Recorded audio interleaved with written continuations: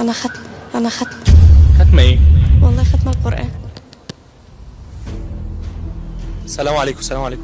دقيقة واحدة من وقتك بس. والله انا متأخرة جدا احنا بجد. عاملين برنامج هنسألك كام سؤال كده، لو جبت هتكسبي ايفون 12 برو ماكس. مش عايزة، معايا 13. يا ستي ربنا يزيدك، مش- ادي لأي حد. ده أسئلة دينية يعني.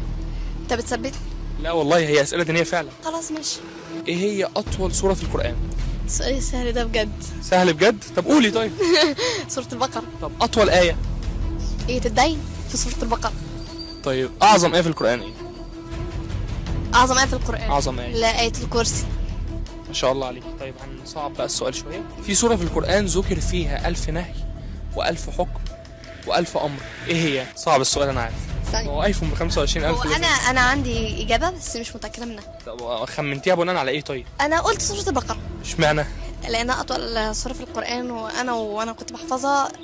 كان فيها- تحفظيها؟